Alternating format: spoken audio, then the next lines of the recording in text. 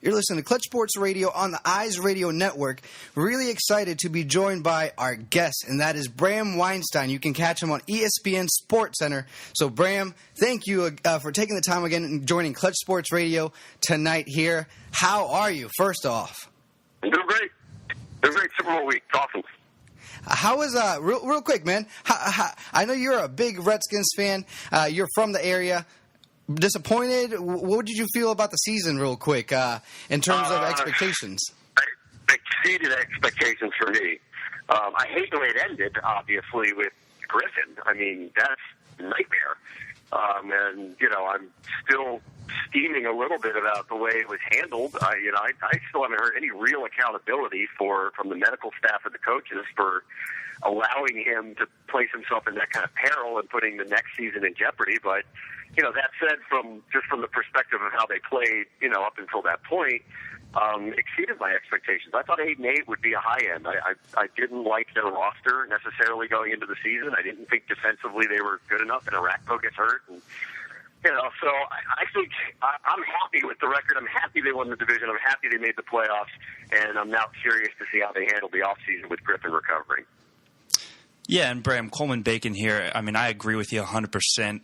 I was going into that game thinking the same thing. The only way I could really have a negative output on the season was if something like that happened to end the season, because really they did exceed my expectations as well.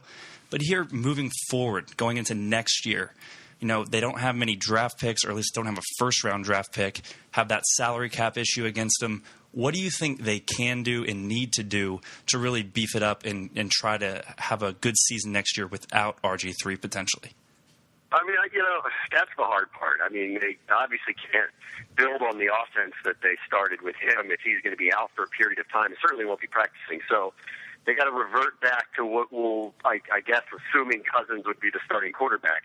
They're going to have to revert back to that Houston Texans-like bootleg offense that's run with the boots. And so it's just different than what they were running before, which is unfortunate because I would like to have seen where that had gone and where it was going to grow. Listen, that draft thing is something they've gotten themselves into since I was covering them. I mean, this has been going on since Snyder's owned the team. And I thought it was a mistake then. I still think it's a mistake now. Obviously, I wouldn't trade the world for Robert Griffin III. I'm glad they got him. But they certainly overpaid. And, here they are in a situation where they are like every other year. They're lacking in draft picks. They're not exactly a young team. And so they have to sit there and try to make do. And the cap thing is going to be crushing because it just takes them out of the free agent market. So, of anybody of note, which, may or may not be a good thing. Honestly, they've been shooting themselves in the foot for years by overpaying players from other teams. So, are they going to be considerably better next year? Probably not. I mean, is the roster going to look a tremendous amount different than it did from this past year? Probably not.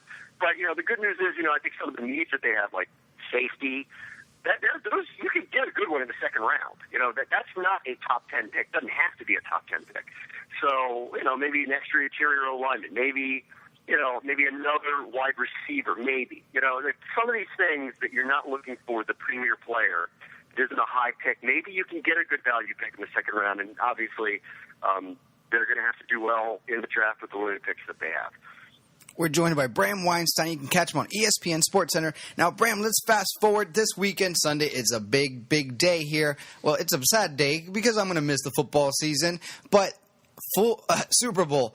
49ers are going up against the Ravens. Home team, it's the metropolitan area. You know about the Battle of the Beltway. You've heard about it. What do you see happening in New Orleans with these two teams? The Ravens right now, they beat Peyton Manning and Tom Brady. I mean, emotional roller coaster, that is it if you want to call it. Is that enough, do you think, to get that W come Sunday? I don't know. I think it's a toss-up. I mean, I really don't have a feeling either way. I guess, I don't know, I'm buying into the story, so I just kind of picture Ray Lewis holding up the trophy to end his career. And, and Ed Reed has been unheralded this week. He might be the best that's ever played his position. And Terrell Suggs has been overdue to be in a position like this. And Flacco, honestly, has been terrific in the postseasons of the past years. So I think they're kind of ready for this, but, the one issue I would have with Baltimore going in is, can they stop that offense? And the only real taste of it that they got this season was actually against the Redskins. was the only team that they played that ran anything remotely close to that. You go through their schedule. I mean, they played Philadelphia early in the season, but they weren't running this read option stuff. And Vic was just purely what was classically a running quarterback. He was more of a throwing quarterback early in the season. The only time that they faced anything like this was the Redskins in December. They lost to them, but if there's anything that would be a takeaway for them was they hit Griffin, they hurt Griffin. And that's the one thing that Kaepernick has somehow avoided in all of this. He hasn't taken any hits. So I would like to see how is he going to rebound if he gets hit. And I would imagine with 2 weeks to prepare, that the Ravens are looking at that Redskins game and trying to get a feel for this thing. And if they can get their hands on Kaepernick and make life tough for him, I just like them from the been there, done that spot, having been in the playoffs all these years, and a young quarterback and a young team trying to figure it out in the Super Bowl. Yeah, Bram, and I agree. I actually think that Colin Kaepernick is going to be the key player to watch in this game, might have the most impact on the game. It seems like he's kind of picking and choosing how he beats you right now, whether it's with his arm or with his legs. If he does have that chance to really make a big impact on this game, how do you think he does it? I would guess. I mean, I would just guess that it would be through the air.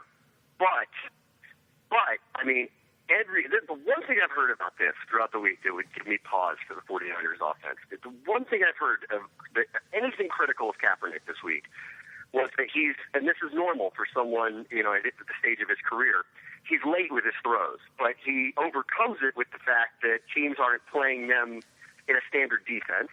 So when they throw, they're not sure they're going to throw, whether they're going to run or they're going to pass. It's hard to tell.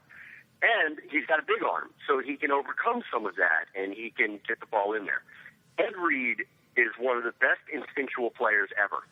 And if they can get them into a situation where it is 3rd and long, and you can take a pretty good guess that they're going to actually throw the ball and not have to buy into whether there's a run fake or that run option going on, and he's late with his passes, Ed Reed is the type of person that can change the outcome of a game. And if the ball ends up in his hands, it can be a disaster play for the 49ers.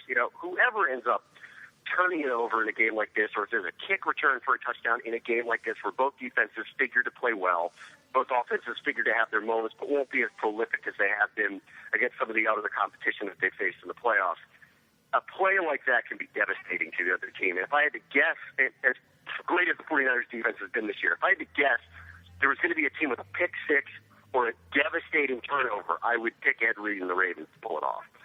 So all in all, your winner for Sunday? I'm going to take the Ravens in a close game. I really think it's a toss-up. I think whoever makes the fewest mistakes probably wins. And if someone can avoid the massive play, and Kaepernick, this is a big stage for Kaepernick. I know he's looked great, through the playoffs and through the last stretch of the season when he came in and took over for Alex Smith. He's looked great. But I'm waiting for one of those. If he gets hit, how's he going to react? We just haven't seen it yet. If he gives up a big play, a bad play, how's he going to react? We just really don't know. And I think if the Ravens can provide that early and they get out to a lead, if they get out to a lead like Atlanta got out to a lead, I can't see San Francisco coming back. So I'm going to pick the Ravens to win in a close game, 1-score game, touchdown, field goal, something like that. That's awesome. Well, we know this much. It's going to be a heck of a Super Bowl, unlike previous years. Thank you so much, Bram, for taking the time and joining Clutch Sports Radio. Darwin and Coleman here.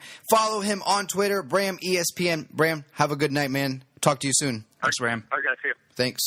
That was Bram Weinstein, again, from ESPN Sports Center. Check him out. Follow him on Twitter, Bram ESPN. This is Clutch Sports Radio, Eyes Radio Network. We'll be right back.